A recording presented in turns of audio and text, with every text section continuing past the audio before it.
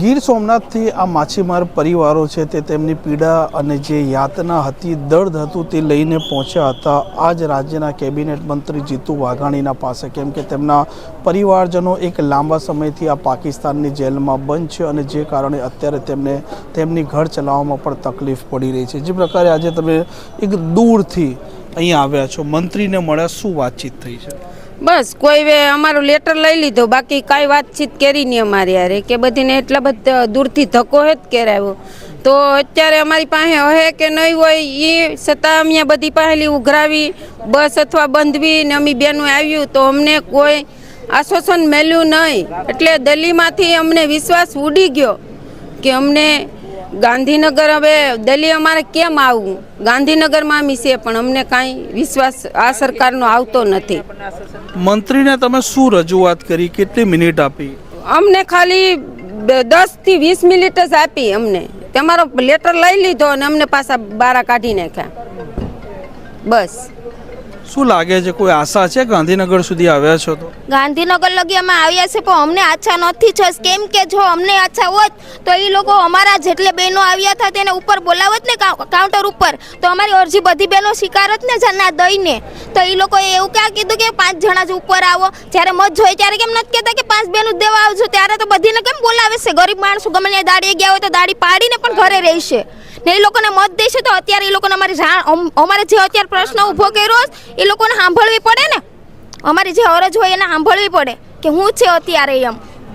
કેમ કે અત્યારે તો જો અહીંયા અમને નથી, અત્યારે અમારી પાસે ટિકિટના પૈસા નહોતા, બેને હું પાસેથી ઉઘરાવીને અમે અહીંયા ટિકિટ ભાડા કરીને આવ્યા, નાના બાળકો ઘરે મૂકીને આવ્યા ને અત્યારે અહીંયા નથી સ્વીકારતા તો અમારે દિલ્હી અરજી હું સ્વીકારવાના છે?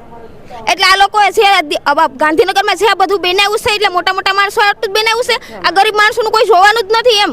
હવે તો એટલી અરજી કરીએ છે કે તમે વહેલામાં વહેલા છોડાવો એમ। हमारी सरकार पास मांगनी जेटली छे कि वेला छोड़ावो ने तमे हवे नहीं छोड़ावो तो चूंटणी पण नजीक आवे छे, हमें मतदान काई पण नथी करवाना, एक कई बेनु पण कोई पण मत नो करत्यु।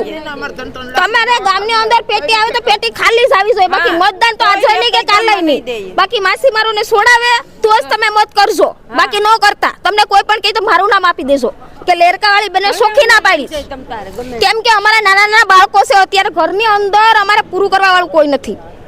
અત્યારે નાના નાના 2 બાળકો મૂકીને અમે અત્યારે અહીંયા પહોંચ્યા છે।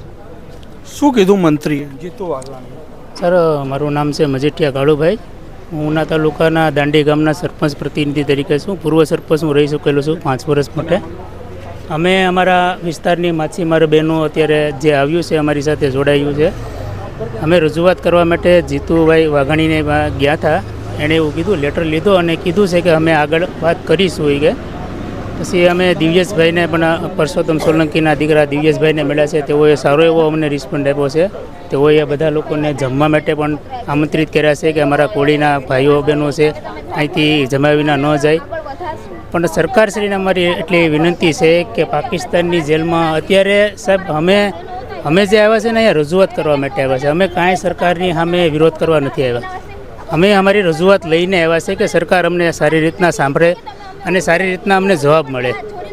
એટલે 500 કિલોમીટર દૂરથી અમે આવ્યા છે, અમને 1 કલાક અમે ગેટે ઊભા છે, ગેટેથી અમે ગેટ પાસ લઈને અમે અહીંયા આવ્યા છે। તો બધીની આશા હોય કે તેઓ મિનિસ્ટરોને મળે, અંદર સુધી તેઓને મળવા જવા દે, એટલા લોકોને લઈને અમે આવ્યા હોય તો મિનિસ્ટર એને મળી તો શકે ને સાહેબ। તો અમને મળવા ખાલી 5 જણાને જવા દીધા, 5 જણાને પછી અમે સાહેબને રજૂઆત કરી, હર્ષ સંધવી સાહેબને અમારે મળવાનું છે પણ સાહેબ અત્યારે મિટિંગમાં બિઝી છે, થોડીક વાર વેઇટ કરશું, આવશે એટલે અમે એને મળીને પછી જશું શું જવાબ આવે છે। મંત્રી જીતુ વાઘાણી પણ ભાવનગરથી છે, માછીમારો ત્યાં કામ કરતા હોય છે, તો તમારી વાત વ્યવસ્થિત રીતે સાંભળી એવું તમને લાગે છે? કોઈ સંતોષકારક જવાબ મળ્યો? જીતુભાઈ વાઘાણીએ અમે જે રજૂઆત લઈને આવ્યા છે એ રજૂઆતનો અમે લેટર એમને આપ્યો છે, લેટર એણે વાંચીને એને કીધું કે અમે ઉપર રજૂઆત કરશું, બસ અમને બીજો કોઈ જવાબ નથી મળ્યો। એટલે અમને એવું લાગે છે કે અમને જે સંતોષકારક જવાબ મળવો જોઈએ ને એ અમને જવાબ નથી મળ્યો, કેમ કે અમે 500 કિલોમીટર દૂરથી અમે આ બધી બૈરાઓ પોતાના ખર્ચે અહીં સુધી પહોંચી છે। 2 દિવસથી તો અમે રોટલો ખાધો નથી, કાલ અમે રાતના નીકળ્યા ત્યારનું અમે હજી મોઢામાં અન્ન નાખ્યું નથી, ભૂખા ને ત્યારે અમે આ ગાંધીનગરમાં અમે રખડીએ પણ અમને કોઈ આશ્વાસન ન દીધું, એટલે સરકાર ઉપરથી અમને વિશ્વાસ ઉડવા માંડ્યો। અમે સરકારને એટલી જ નમ્ર વિનંતી કરીએ કે જલ્દથી જલ્દ અમારા મસીમારોને છોડાવો તમારે હાથે પગે લાગીને અમે સરકારને અમે નમ્ર વિનંતી કરીએ છીએ. જી જરૂરથી તો હવે જોવાનું રહેશે કે જે પ્રકારે આ માછીમાર પરિવારો અહીંયા આવ્યા છે અને 197 માછીમારો પાકિસ્તાનની જેલમાં બંધ છે તે મામલે રાજ્યની સરકાર કેટલી ઝડપી સક્રિય બને છે, કેન્દ્ર સરકાર સાથે કેટલું ઝડપી સંકલન કરે છે અને પાકિસ્તાન સરકાર સાથે સંકલન કર્યા બાદ આ માછીમારો ત્યાંની જેલમાં જે બંધક છે તેમને કેટલા ઝડપી મુક્ત કરાવે છે. આ પ્રકારના સમાચાર માટે નવજીવન ન્યૂઝની આ ચેનલ સાથે જોડાયેલા રહો. તોફિક ગાંચી, નવજીવન ન્યૂઝ, ગાંધીનગર.